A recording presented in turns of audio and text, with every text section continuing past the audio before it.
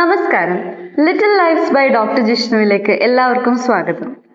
Optional vaccine എന്ന് കേൾക്കുമ്പോൾ പല മാതാപിതാക്കൾക്കും ഒരു സംശയമുണ്ട്. ഓപ്ഷണൽ ആണെങ്കിൽ ഇത് ശരിക്കും വേണ്ടതാണോ? ഇന്ന് നമുക്ക് അതിനെപ്പറ്റി ഡിസ്കസ് ചെയ്യാം. ആദ്യമായി BCG വാക്സിൻ. പൊതുവെ വിദേശത്ത് ജനിച്ച കുട്ടികൾക്ക് BCG എടുത്തിട്ടുണ്ടാവില്ല. അങ്ങനെ വന്നാൽ പിന്നീട് അത് കൊടുക്കാൻ പറ്റുമോ ഡോക്ടർ? വളരെ കോമൺ ആയിട്ടുള്ളൊരു ഡൗട്ടാണിത്. അപ്പം നമുക്ക് ഇടയിൽ കുറേ കുട്ടികളൊക്കെ അമേരിക്കയിലും യൂറോപ്യൻ കൺട്രീസിലൊക്കെ ജനിച്ച കുട്ടികളുണ്ട്. അപ്പം ഈ കുട്ടികൾക്ക് ആക്ച്വലി BCG വാക്സിൻ അവിടുന്ന് എടുത്തിട്ടുണ്ടാവില്ല. അതിൻ്റെ കാരണം മറ്റൊന്നുമല്ല, ഈ അമേരിക്ക അല്ലെങ്കിൽ യൂറോപ്യൻ കൺട്രീസിലൊന്നും BCG എൻഡമിക് അല്ല, അതായത് ട്യൂബർകുലോസിസ് എൻഡമിക് അല്ല. ട്യൂബർകുലോസിസ് എൻഡമിക് ആയിട്ടുള്ള രാജ്യങ്ങളിൽ മാത്രമാണ് BCG എടുക്കുക. അപ്പം നമ്മുടെ BCG വാക്സിൻ എടുക്കാത്ത കുട്ടികൾക്ക് BCG വാക്സിൻ എടുക്കേണ്ടതായിട്ടുണ്ടോ എന്ന് ചോദിക്കുകയാണെങ്കിൽ, ആ കുട്ടികൾ നമ്മൾ ഇന്ത്യയിൽ താമസിക്കുകയും അല്ലെങ്കിൽ ഇന്ത്യയിൽ പഠനം കണ്ടിന്യൂ ചെയ്യുന്ന കുട്ടികളൊക്കെ ആണെങ്കിൽ നമ്മൾക്ക് ആ കുട്ടികൾക്ക് BCG വാക്സിൻ എടുക്കേണ്ടതായിട്ടുണ്ട്. കാരണം ഇന്ത്യയിൽ ട്യൂബർകുലോസിസ് എൻഡമിക് ആയിട്ടുള്ള ഒരു രോഗമാണ്, അതായത് വളരെ കോമൺ ആയിട്ടുള്ള ഒരു രോഗമാണ്. അപ്പം നമ്മൾ ഈ കുട്ടികൾക്ക് BCG വാക്സിൻ എടുക്കേണ്ടതായിട്ടുണ്ട്. ആ BCG വാക്സിൻ നമ്മൾക്ക് ഏത് പ്രായം വരെ എടുക്കാമെന്നുള്ളതാണ് അടുത്തൊരു സംശയം. അപ്പം നമുക്ക് ഇന്ത്യൻ അക്കാഡമി ഓഫ് പീഡിയാട്രിക്സ് തരുന്ന ഗൈഡ് ലൈൻ അനുസരിച്ച് 5 വയസ്സ് വരെയുള്ള കുട്ടികൾക്ക് നമുക്ക് BCG വാക്സിൻ എടുക്കാവുന്നതാണ്. ഈ MMR വാക്സിൻ പലരും മീസിൽസ് വാക്സിൻ എന്നാണ് പറയുന്നത്. പക്ഷേ ഇതൊരൊറ്റ രോഗത്തിനുള്ള വാക്സിൻ മാത്രമാണോ? MMR വാക്സിൻ ആക്ച്വലി അതിനെക്കുറിച്ച് ഇപ്പം വളരെ കോമൺ ആയിട്ട് കുറേ പേർക്ക് സംശയങ്ങളുണ്ട്. ഈ MMR വാക്സിനിൽ 3 രോഗങ്ങൾക്കുള്ള കുത്തിവെപ്പാണ്. അതായത് ഫസ്റ്റ് മീസിൽസ്, പിന്നെ മംസ്, പിന്നെ നമ്മൾ റുബല്ല. അപ്പോൾ ഈ 3 രോഗങ്ങൾക്കുള്ള കുത്തിവെപ്പാണ് MMR വാക്സിൻ. അപ്പം നമ്മളുടെ ഒരു പ്രധാന സംശയം എന്നുള്ളത് ഇപ്പം വരുന്നത് എന്താണെന്ന് വെച്ചാൽ, നമ്മളുടെ ഗവൺമെൻറ് വാക്സിനേഷൻ ഷെഡ്യൂളിൽ ഇപ്പോൾ MR വാക്സിനാണ് കൊടുക്കുന്നത്. അതായത് അതിൽ മീസിൽസും റുബലയും കവർ ചെയ്യുന്ന വാക്സിൻസ് ആണ് കൊടുക്കപ്പെടുന്നത്. അപ്പോൾ നമുക്ക് മംസിൻ്റെ കവറേജ് അതിനകത്ത് കിട്ടുന്നില്ല. അങ്ങനെയുള്ള സാഹചര്യത്തിൽ നമ്മൾക്ക് ഇപ്പം കഴിഞ്ഞ വർഷം മംസിൻ്റെ ഒരു ഔട്ട് ബ്രേക്ക് പോലും ഉണ്ടായിരുന്നു. അപ്പം മംസിൻ്റെ വാക്സിൻ എടുക്കണം എന്നുള്ള ആഗ്രഹമുള്ള രക്ഷിതാക്കൾക്ക് നമുക്ക് ആ സമയത്ത് MMR ആയിട്ട് പ്രൈവറ്റ് ഹോസ്പിറ്റൽസിൽ നിന്ന് എടുക്കാം. ആ സമയത്ത് MR എന്നുള്ള വാക്സിൻ ഗവൺമെൻറ്റിൽ നിന്നും എടുക്കാതെ പ്രൈവറ്റ് ഹോസ്പിറ്റൽസിൽ നിന്നും MMR ആയിട്ട് എടുക്കാം.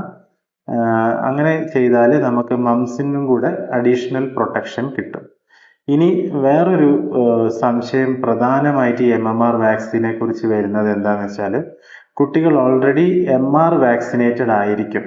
ഗവൺമെൻറ്റിൽ ഓൾറെഡി MR വാക്സിൻ എടുത്ത കുട്ടികളാണെങ്കിൽ ആ കുട്ടികൾക്ക് ഇനി മംസിന് കവറേജ് കിട്ടാൻ വേണ്ടി എന്ത് ചെയ്യും എന്നുള്ളതാണ് അടുത്ത ചോദ്യം.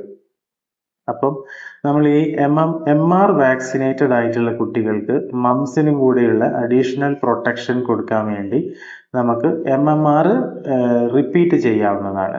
അതായത് MMR വാക്സിൻ ആയിട്ട് നമുക്ക് എടുക്കാവുന്നതാണ്. അത് ഏത് പ്രായം വരെ എടുക്കാമെന്ന് ചോദിക്കുകയാണെങ്കിൽ, ഇന്ത്യൻ അക്കാഡമി ഓഫ് പീഡിയാട്രിക്സ് പറയുന്നത് സ്കൂൾ ഏജ് മുതൽ അഡോളസെൻ്റ് ഏജ് ഗ്രൂപ്പ് ഉള്ള കുട്ടികൾക്ക് പോലും ആ MMR വാക്സിൻ എടുക്കാം.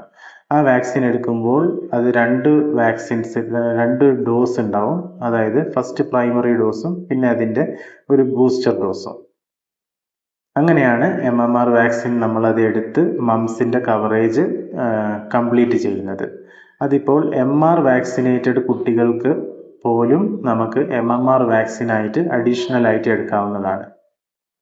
അപ്പോൾ ഈ അഡീഷണൽ ആയിട്ട് എടുക്കുമ്പോൾ അതായത് നോർമൽ ഡോസും പിന്നെ ബൂസ്റ്റർ ഡോസും സെയിം MR വാക്സിനേറ്റഡ് കുട്ടികൾക്കും വേണ്ടി വരുമോ? 2 ഡോസും MR വാക്സിനേറ്റഡ് കുട്ടികൾക്കായാലും വേണം. കാരണം മംസിൻ്റെ ആ ഡോസ് 2 ബൂസ്റ്റർ ഡോസും കൂടെ വേണം, 2 ഡോസ് വേണം. ഓക്കെ. ഈ വാരിസെല്ല വാക്സിൻ എടുത്തിട്ടും ചില കുട്ടികൾക്ക് ചിക്കൻ ബോക്സ് വരുന്നത് കാണാറുണ്ട്. അപ്പൊ പിന്നെ വാക്സിൻ ഫലപ്രദമാണോ എന്നുള്ളൊരു സംശയം വരില്ലേ? വെരിസെല്ല വാക്സിൻ എന്ന് പറയുന്നത് ചിക്കൻ പോക്സിനുള്ള വാക്സിനാണ്. വളരെ ഫലപ്രദമായിട്ടുള്ള ഒരു വാക്സിനാണിത്. ഞാൻ എൻ്റെ പ്രാക്ടീസിൽ ഇതുവരെ ചിക്കൻ പോക്സ് വാക്സിൻ എടുത്ത കുട്ടികൾക്കൊന്നും പിന്നെ ഈ ചിക്കൻ പോക്സ് വന്നതായിട്ട് കണ്ടിട്ടില്ല. എന്നാലും പഠനങ്ങൾ തെളിയിക്കുന്നത് 90% നമുക്കിത് ഈ ചിക്കൻ പോക്സ് നമുക്ക് പ്രിവെന്റ് ചെയ്യാൻ പറ്റും ഈ വാക്സിനിലൂടെ. ഈ ചിക്കൻ പോക്സിന്റെ വാക്സിൻ നമ്മളുടെ ഇന്ത്യൻ അക്കാഡമി ഓഫ് പീഡിയാട്രിക്സിന്റെ ഷെഡ്യൂളിൽ 15ാമത്തെ മാസം മുതലാണ് എടുക്കുന്നത്. 15ാമത്തെ മാസം ഫസ്റ്റ് ഡോസും 18ാമത്തെ മാസം 2ാമത്തെ ഡോസുമാണ് വരുന്നത്.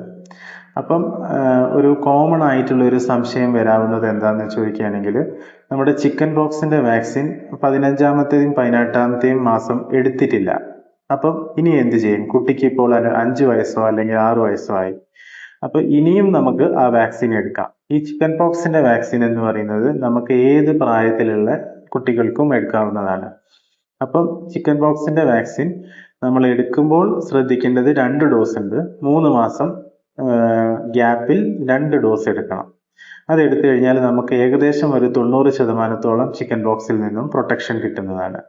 ഏത് പ്രായമുള്ള ഏജ് ഗ്രൂപ്പ് ഉള്ള കുട്ടികൾക്കും അത് എടുക്കാവുന്നതാണ്. ഈ ഹെപ്പറ്റൈറ്റിസ് എ വാക്സിൻ എല്ലാ കുട്ടികൾക്കും ആവശ്യമാണോ, അതോ യാത്രയൊക്കെ പോകുന്ന കുട്ടികൾക്ക് മാത്രം മതിയാവോ? ഹെപ്പറ്റൈറ്റിസ് എ അല്ലെങ്കിൽ മഞ്ഞപ്പിത്തത്തിന്റെ വാക്സിൻ എന്ന് പറയുന്നത് ഒരുവിധം നല്ല കവറേജ് ഉള്ള ഒരു വാക്സിനാണ്. അപ്പം നമ്മൾക്ക് ഈ മഞ്ഞപ്പിത്തമൊക്കെ വാക്സിനിലൂടെ പ്രിവെന്റ് ചെയ്യാൻ പറ്റുമെന്നുണ്ടെങ്കിൽ ഈ മഞ്ഞപ്പിത്തം വന്ന കുട്ടികളിലെ രക്ഷിതാക്കൾക്ക് അറിയാൻ പറ്റുമായിരിക്കും അത് എത്രത്തോളം ബുദ്ധിമുട്ടാണ് അതിൻ്റെ ഒരു കോഴ്സ് എന്ന് പറയുന്നത്. ആ ഒരു ഡിസീസിന്റെ കോഴ്സ് എന്ന് പറയുന്നത് ഭയങ്കര കഷ്ടമാണ്. അതായത് കുട്ടികൾക്ക് ഭക്ഷണം കഴിക്കാൻ പറ്റില്ല, ഛർദി വരും, പിന്നെ ഈ യൂറിനിലൂടെ മഞ്ഞ കളറ് പോയിക്കൊണ്ടേയിരിക്കും. അപ്പം അങ്ങനെയുള്ള പ്രയാസങ്ങളെല്ലാം ഈ മഞ്ഞപ്പിത്തമുള്ള കുട്ടികൾക്ക് അനുഭവിക്കാറുണ്ട്. അതുപോലെ ചില കുട്ടികൾക്ക് മാത്രം അത് ഫൾമിനന്റ് ഹെപ്പറ്റൈറ്റിസ് ആയിട്ട് അത് ജീവന് ഹാനി വരെ വരാനുള്ള തരത്തിലുള്ള ഹെപ്പറ്റൈറ്റിസ് ആയി മാറാറുമുണ്ട്. അപ്പം നമ്മൾക്കിത് വാക്സിനിലൂടെ പ്രിവെന്റ് ചെയ്യാൻ പറ്റുമെന്നുണ്ടെങ്കിൽ ഏറ്റവും നല്ലത് വാക്സിനേറ്റ് ചെയ്യുന്നത് തന്നെയാണ്. അപ്പം ഹെപ്പറ്റൈറ്റിസ് എ എൻ്റെ അഭിപ്രായത്തിൽ ഒരുവിധം എല്ലാ കുട്ടികളും എടുത്തിരിക്കേണ്ട ഒരു വാക്സിനാണ്. കാരണം നമ്മളുടെ കുട്ടികൾ ചിലപ്പം പല സ്ഥലങ്ങളിൽ നിന്നായി വെള്ളം കുടിക്കും, ഭക്ഷണം കഴിക്കും. ഇത് ഹെപ്പറ്റൈറ്റിസ് എ ഒരു ഭക്ഷണത്തിൽ നിന്നോ വെള്ളത്തിൽ നിന്നോ വരുന്ന ഒരു രോഗമായതിനാൽ ഇത് ഇന്ത്യയിലൊക്കെ വരാൻ സാധ്യത വളരെ കൂടുതലുള്ള ഒരു രോഗമാണ്. അപ്പം നമുക്ക് ആക്ച്വലി ഈ ഹെപ്പറ്റൈറ്റിസ് വാക്സിൻ ഒരുവിധം എല്ലാവർക്കും നല്ല ബെനിഫിഷ്യൽ ആയിരിക്കും. ഇനി അടുത്തൊരു ചോദ്യം എന്താ ചോദിക്കുകയാണെങ്കിൽ, നമ്മുടെ ഹെപ്പറ്റൈറ്റിസ് എ വാക്സിൻ ഏത് പ്രായത്തിലാണ് എടുക്കേണ്ടത് എന്നുള്ളതാണ്. അപ്പോൾ ഹെപ്പറ്റൈറ്റിസ് എ വാക്സിൻ എടുക്കേണ്ട പ്രായം എന്ന് പറയുന്നത് ഫസ്റ്റ് 1 ഇയറിലാണ്, 12th മന്തിലാണ് നമ്മുടെ Indian academy of paediatrics guidelines അനുസരിച്ച് ഷെഡ്യൂളിൽ പറയുന്നത്. 1 ഇയറിൽ അതിൻ്റെ ഫസ്റ്റ് ഡോസും പിന്നെ അതിൻ്റെ ബൂസ്റ്റർ ഡോസ് 3 മാസം കഴിഞ്ഞിട്ട്, അതായത് 15ാമത്തെ മാസം അതിൻ്റെ ബൂസ്റ്റർ ഡോസുമാണ് എടുക്കാറ്. അപ്പോൾ നമ്മളുടെ അടുത്ത ചോദ്യം എന്ന് ചോദിക്കുന്നത് എന്താണെന്ന് വെച്ചാൽ, നമ്മുടെ ഈ ഹെപ്പറ്റൈറ്റിസ് എ വാക്സിൻ എടുക്കാൻ സാധിക്കാത്ത കുട്ടികൾ, അതായത് ഇതുവരെ എടുക്കാത്ത കുട്ടികൾ, ചിലപ്പോൾ 5 വയസ്സായിരിക്കാം, 6 വയസ്സായിരിക്കാം, അല്ലെങ്കിൽ 11 വയസ്സായിരിക്കാം. ഈ കുട്ടികൾക്ക് ഇനി ഹെപ്പറ്റൈറ്റിസ് എ വാക്സിൻ എടുക്കാൻ പറ്റുമോ എന്നുള്ളതാണ് അടുത്ത ചോദ്യം. അപ്പോൾ ഹെപ്പറ്റൈറ്റിസ് വാക്സിൻ ഏത് പ്രായക്കാർക്കും എടുക്കാവുന്നതാണ്. നമ്മളുടെ ഹെപ്പറ്റൈറ്റിസ് എ വാക്സിൻ എടുക്കുമ്പോൾ 2 ഡോസ് എടുക്കണം എന്നൊഴിച്ച് ഏത് പ്രായക്കാർക്കും എടുക്കാൻ പറ്റുന്ന ഒരു വാക്സിനാണ് ഹെപ്പറ്റൈറ്റിസ് എ വാക്സിൻ. ഡോക്ടർ, ഈ ഇൻഫ്ലുവൻസ വാക്സിൻ എല്ലാ വർഷവും എടുക്കണം എന്ന് പറയാറുണ്ട്. എന്തുകൊണ്ടാണ് അത് എല്ലാ വർഷവും എടുക്കേണ്ടത് ആവശ്യം? ഇൻഫ്ലുവൻസ വാക്സിൻ എന്ന് പറയുന്നത് കോമൺലി ഫ്ലൂ വാക്സിൻ എന്ന് പറയപ്പെടും. അപ്പം ഈ ഇൻഫ്ലുവൻസ വാക്സിൻ ആദ്യമേ തന്നെ നമുക്ക് ഏത് മാസത്തിലാണ് അത് എടുത്ത് തുടങ്ങുക എന്നുള്ളത് നമുക്ക് ഡിസ്കസ് ചെയ്യാം. ഇപ്പം influenza vaccine Indian academy of പീഡിയാട്രിക്സിന്റെ ഷെഡ്യൂൾ അനുസരിച്ച് നമുക്ക് 6 മാസം മുതലുള്ള കുട്ടികൾക്ക് ഇൻഫ്ലുവൻസ വാക്സിൻ സ്റ്റാർട്ട് ചെയ്യാം. 6 മാസവും പിന്നെ 7 മാസത്തിൽ അതിൻ്റെ ബൂസ്റ്ററുമാണ് എടുക്കുക. 9 വയസ്സിൽ താഴെയുള്ള കുട്ടികളാണെങ്കിൽ 2 ഡോസും 9 വയസ്സിന് മുകളിലുള്ള കുട്ടികളാണെങ്കിൽ വർഷത്തിൽ 1 ഡോസുമാണ് അത് എടുക്കാറ്. ഈ 9 വയസ്സിന് താഴെയുള്ള കുട്ടികൾക്കാണെങ്കിലും ഈ 2 ഡോസ് എടുത്തതിന് ശേഷം വർഷത്തിലൊരു ഡോസാണ് എടുക്കാറ്. അപ്പൊ അത് നമ്മൾ വർഷത്തിൽ എടുക്കുന്നതിന്റെ കാരണം എന്താണെന്ന് ചോദിക്കുകയാണെങ്കിൽ, ഈ ഇൻഫ്ലുവൻസ വാക്സിൻ ഗവൺമെന്റ് ഓരോ വർഷവും അപ്ഡേറ്റ് ചെയ്യും. അപ്പോൾ ഉള്ള കോമൺ ആയിട്ടുള്ള വൈറൽ സ്ട്രെയിൻസ് വെച്ച് ഈ വാക്സിൻസ് എല്ലാ വർഷവും അപ്ഡേറ്റ് ചെയ്യും. അപ്പോൾ ഈ അപ്ഡേറ്റഡ് വാക്സിൻസ് അപ്പോൾ ഉള്ള സ്ട്രെയിനിനെ കവർ ചെയ്യാൻ വേണ്ടിയിട്ടാണ് നമ്മൾ എല്ലാ വർഷവും ഇത് അപ്ഡേറ്റ് ചെയ്തുകൊണ്ടിരിക്കുന്നതും എല്ലാ വർഷവും നമ്മൾ വാക്സിൻ എടുക്കണമെന്ന് പറയുന്നതും. അവസാനമായി ഡോക്ടർ, ഈ HPV വാക്സിനെ പറ്റിയാണ് ഇനി അടുത്തത്. ഇത് പെൺകുട്ടികൾക്ക് മാത്രമുള്ള വാക്സിൻ ആണെന്ന ധാരണ ഇപ്പോഴും പല ആൾക്കാർക്കും ഉണ്ട്. അത് ശരിയാണ്? HPV വാക്സിൻ എന്നുള്ളത് പെൺകുട്ടികൾക്ക് മാത്രമല്ല, ആൺകുട്ടികൾക്കും എടുക്കേണ്ട ഒരു വാക്സിനാണ്. അതിന് നമുക്ക് ഈ ക്യാൻസേഴ്സ് ഒക്കെ, സെർവൈക്കൽ ക്യാൻസർ പോലത്തെ ക്യാൻസേഴ്സ് ഒക്കെ പ്രിവെന്റ് ചെയ്യാനുള്ള കഴിവുണ്ട്. ഇനി HPV വാക്സിൻ ഏത് പ്രായത്തിലാണ് എടുക്കേണ്ടത് എന്നുള്ളത് ചോദിക്കുകയാണെങ്കിൽ, 9 വയസ്സ് മുതലുള്ള കുട്ടികൾക്കാണ് നമ്മൾ HPV വാക്സിൻ എടുക്കേണ്ടത്. അത് ഏറ്റവും ഉത്തമമായിട്ട് ഫസ്റ്റ് സെക്ഷൽ ആക്ടിവിറ്റിക്ക് മുന്നേ നമ്മൾ HPV വാക്സിൻ എടുക്കുന്നതാണ് ഉത്തമം. ഇനി സെക്ഷൽ ആക്ടിവിറ്റി കഴിഞ്ഞിട്ടാണെങ്കിലും നമ്മൾ ആ വാക്സിൻ എടുക്കുന്നത് യൂസ്ഫുൾ ആണെന്ന് പഠനങ്ങൾ തെളിയിച്ചിട്ടുണ്ട്. Thank you doctor.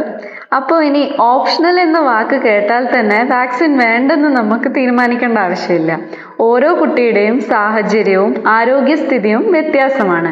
അതിനാൽ നിങ്ങളുടെ ശിശുരോഗ വിദഗ്ധനുമായി സംസാരിച്ച് കുട്ടിക്ക് അനുയോജ്യമായ വാക്സിനുകൾ തിരഞ്ഞെടുക്കുക. അടുത്ത പോഡ്കാസ്റ്റുമായി മറ്റൊരു ആരോഗ്യ വിഷയവുമായി വീണ്ടും കാണാം. നന്ദി. Thank you.